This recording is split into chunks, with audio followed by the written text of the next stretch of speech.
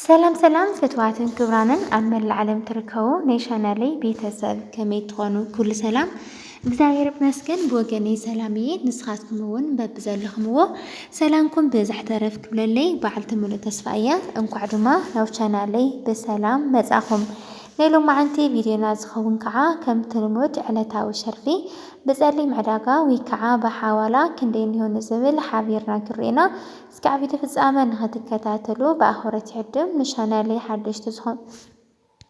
ንቻናለይ ሓደሽቲ ዝኾንኩም ሰብስክራይብ ነባራት ዝኾንኩም ከዓ ላይክ ሸር እናገበርኩም ንኽተበረታትዑኒ ብትሕትና ይላዎ ላይክ ሸር ንትገብሩለይ ካብ ልቢ እናመስገንኩ እየ ማለት እዩ። ሎማዓንቲ መጋቢት 27 ወይ ከዓ ኣፕሪል 5 ማለት እዩ። ዝርዝር ሃገራት ከምኒ ኣሜሪካ ዶላር፣ ዩሮ፣ ስዊስ ፍራንክ፣ ኣውስትራልያ ዶላር፣ ካናዳ ዶላር፣ ቻይና ዩዋን፣ ፓውንድ ስተርሊንግ፣ ዩናይትድ አረብ ኤምሬት ድርሃም፣ ሳዑዲ ዓረብ ሪያል፣ ኦማን፣ ጆርዳን፣ ባህሬን፣ እስራኤል ሽቅል ወዘተ ዝበሉ ኢና ክንርኢ። ሰናይ ጻንሒት ሰናይ ምክትታል። በመጀመሪያ ንሪኦ ናይ ኣሜሪካ ዶላር ይክኸውን። ናይ ኣሜሪካ ዶላር ብጸሊም ዕዳጋ ወይ ከዓ ብሓዋላ 190 ቅርሽን ነጥቢ 56 ሳንቲምን ክሸርፍ ከሎ 100 ዶላር 19,056 ቅርሽን ይመጽእ። ቀጺልና ንሪኦ ዩሮ ይክኸውን። ዩሮ ብናይ ኢትዮጵያ ብላክ ማርኬት ወይ ከዓ ብሓዋላ 219 ቅርሽን ነጥቢ 12 ሳንቲምን ክሸርፍ ከሎ 100 ዩሮ 21,912 ቅርሽን ይመጽእ ማለት እዩ። ብምቕጻል ንሪኦ ናይ ስዊስ ፍራንክ ይክኸውን።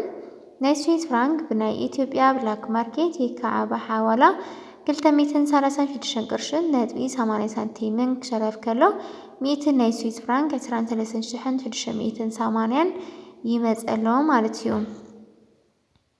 ቀጺልና ንሪኦ ናይ ካናዳ ዶላር ይክኸውን። ናይ ካናዳ ዶላር ብናይ ኢትዮጵያ ብላክ ማርኬት ወይ ከዓ ብሓዋላ 136 ቅርሽን ነጥቢ 95 ሳንቲምን ክሸርፍ ከሎ 100 ናይ ካናዳ ዶላር 13,695 ቅርሽን ይመጽእ ማለት እዩ። ቀጺልና ንሪኦ ናይ ኣውስትራልያ ዶላር ይክኸውን። ናይ ኣውስትራልያ ዶላር ብናይ ኢትዮጵያ ብላክ ማርኬት ወይ ከዓ ብሓዋላ 131 ቅርሽን ነጥቢ 15 ሳንቲምን ክሸርፍ ከሎ 100 ናይ ኣውስትራልያ ዶላር 13,125 ቅርሽን ይመጽእ ማለት እዩ።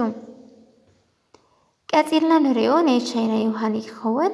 ናይ ቻይና ዩዋን ብናይ ኢትዮጵያ ብላክ ማርኬት ወይ ከዓ ብሓዋላ 27 ቅርሽን ነጥቢ 98 ሳንቲምን ክሸርፍ ከሎ 100 ናይ ቻይና ዩዋን 2,798 ቅርሽን ይመጽእ ማለት እዩ። ብምቕጻል ንሪኦ ናይ እንግሊዝ ፓውንድ ስተርሊንግ ይክኸውን። ናይ እንግሊዝ ፓውንድ ስተርሊንግ ብናይ ኢትዮጵያ ብላክ ማርኬት ወይ ከዓ ብሓዋላ 251 ቅርሽን ነጥቢ 50 ሳንቲምን ክሸርፍ ከሎ 100 ፓውንድ ስተርሊንግ 25,150 ይመጽእ ማለት እዩ።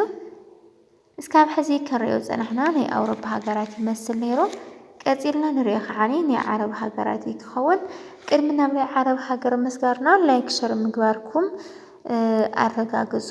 ሼር ላይክ ሰብስክራይብ ምግባር ኣይትረስዑ ማለት እዩ። ክብራት ኣሕዋተይ ካብ ናይ ዓረብ ሃገር ዓዲምና ንሪኦ እታ ብዓለምና ብቀዳማይ ደረጃ ተሰሪዓ ትርከብ ብኽባር እተሸርፍ ናይ ኩዌት ዲናር ይክኸውን። ናይ ኩዌት ዲናር ብናይ ኢትዮጵያ ብላክ ማርኬት ወይ ከዓ ብሓዋላ 614 ቅርሽን ነጥቢ 98 ሳንቲምን ክሸርፍ ከሎ 100 ናይ ኩዌት ዲናር 61,498 ቅርሽን ይመጽእ ማለት እዩ። ደቂ ዓበይቲ ወይ ማዕረይ እንግዲህ ድምፀይ የጋውሕ እዩ ይቅርታ። ቀጺልና ንሪኦ ናይ ዩናይትድ አረብ ኤምሬት ድርሃም ይክኸውን። ናይ ዱባይ ድርሃም ብናይ ኢትዮጵያ ብላክ ማርኬት ወይ ከዓ ብሓዋላ 52 ቅርሽን ነጥቢ 50 ሳንቲምን ክሸርፍ ከሎ 1,000 ናይ ዱባይ ድርሃም 52,050 ቅርሽን ይመጽእ ማለት እዩ ብሎማዓንቲ ዕለት። ቀጺልና ንሪኦ ናይ ስዑዲ ዓረብ ሪያል ይክኸውን። ናይ ስዑዲ ዓረብ ሪያል ብናይ ኢትዮጵያ ብላክ ማርኬት ወይ ከዓ ብሓዋላ 51 ቅርሽን ነጥቢ 06 ሳንቲምን ክሸርፍ ከሎ 1,000 ናይ ስዑዲ ዓረብ ሪያል 51,600 قرشن يمزألو مالتيو انقدي أو سؤالي تركوا أحواتي نسخن كاب هندي تحولوا لهم نزل حساب رئيتهم أو كومنت صحافيهم قتيلنا نريو ناي أمان ريالي كخون ناي أمان ريال بناي إثيوبيا بلاك ماركت هي كعبة حوالي 495 قرشن ندبي 21 سنتيمن كشرف كلو 100 ناي أمان ريال 4,521 قرشن يمزألو مالتيو قتيلنا نريو ناي جوردان ديناري كخون ناي جوردان دينار بناي إثيوبيا بلاك ماركت هي كعبة حوالي 368 قرشن ندبي 9 سنتيمن كشرف كلو 100 ناي جوردان دينار 26,809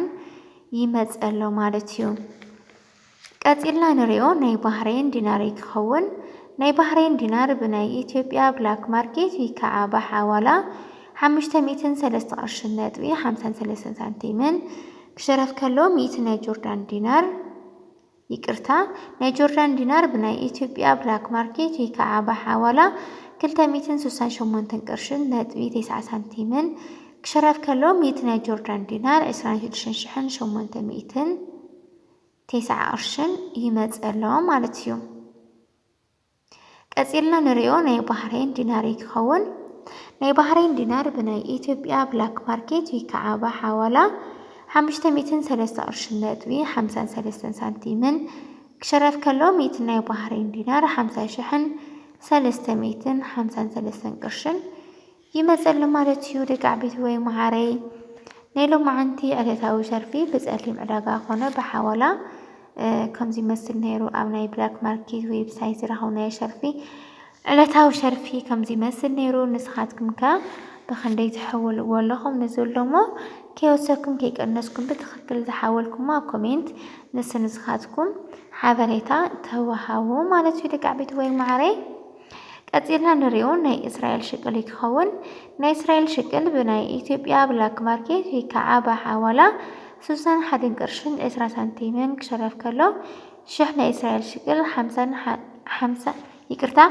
شحنة إسرائيل شكل 61 10 قرشن يمزألو مالتيو نيلو معنتي أتتاو شرفي أبريل 5 ويكعا مقاميت 27 كمزي مسل نيرو كعبدي في الزمان استخدمتلكم نيك هاولي برنامج كمكو إياه لايك شير سبسكرايب مقبر دما كيدرسعو ساسنايو باي باي تركتان بيزاد نسود هاي أما برهانيو عد أدوناي عيسقو من يو إقري بزي بآخي عيسن فسن بزي لو حفناتكي عيسقو من يو إقري بزي بآخي عيسن